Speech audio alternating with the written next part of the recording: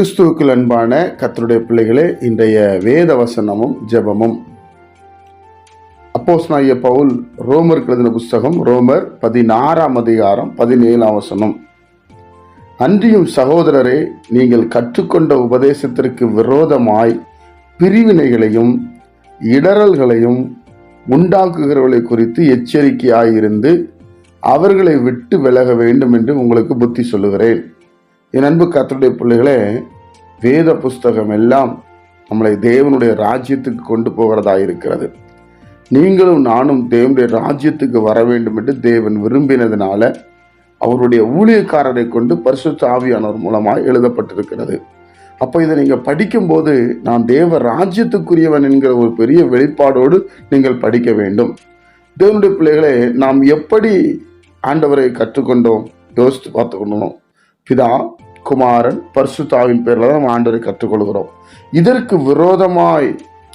விரோதமாய் செயல்படுகிறவர்கள் பாருங்க, வேத புஸ்தகம் சொல்லும் அழகான ஒரு வார்த்தை, கிறிஸ்துவுக்குள் நடக்கிற தேவ பக்தியாய் நடக்கிற யாவரும் துன்பப்படுவார்கள். இதான் நம்ம கற்றுக்கொண்டது.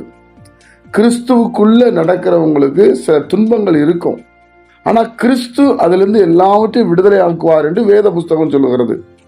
சிலர் துன்பத்தை மட்டும் எடுத்துக்கிடுவாங்க, விடுதலை விட்டுருவாங்க. ஆனா ரெண்டுமே இருக்கும். ஆனா இதெல்லாம் ஒண்ணுமே கிடையாது. நீ எப்படி வேணாலும் பாவம் பண்ணலாம், என்ன வேணாலும் செய்யலாம், உனக்கு மன்னிப்பு இருக்குது அப்படி என்று சொல்லி தேவனுடைய பிள்ளைகளை நம்ம கற்றுக்கொண்டதை பிரிவினைகளையும் போராட்டங்களையும் சொல்றாங்க பாருங்க, அவங்கள விட்டு விலகிடணும், அவங்களோடு இணையக்கூடாது. வேத புஸ்தகம் தப்பை தவறு என்று சொல்லுகிறது, அதைத்தான் நாம் ஏற்றுக்கொள்ள வேண்டும் என்று சொல்லுகிறார். அப்படிப்பட்டவர்களை விட்டு விலக வேண்டும் என்று உங்களுக்கு புத்தி சொல்லுகிறேன்.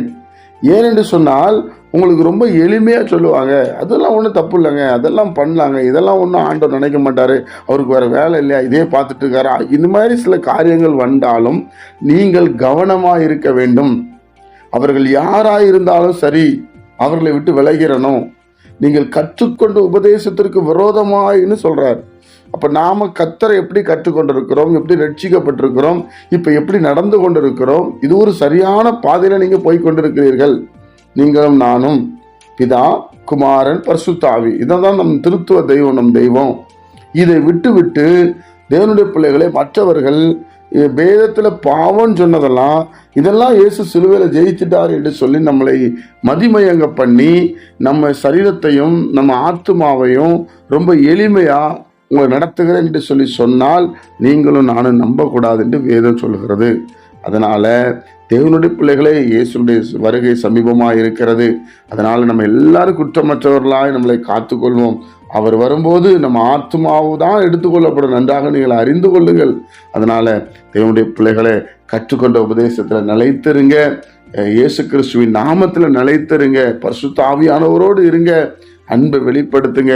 இந்த உலகம் மாறிக்கொண்டே இருக்கும், நாம் மாறாதபடி கர்த்தருக்குள்ள பலனாயிருப்போம். ஜெபிப்போம். பிதாவே, உம்முடைய குமாரன் இயேசு கிறிஸ்துவின் நாமத்தில் வருகிறோம். ஆண்டவரே, நாங்கள் பரலோகராஜ்யம் வரணும்ப்பா, அதுக்கேற்ற வழியில் எங்களை நடத்துங்க சுவாமி. பரிசுத்த ஆவியானவர் எங்களோடு பேசும்படி ஜெபிக்கிறோம். ஆண்டவருடைய கரம் வெளிப்படட்டும்.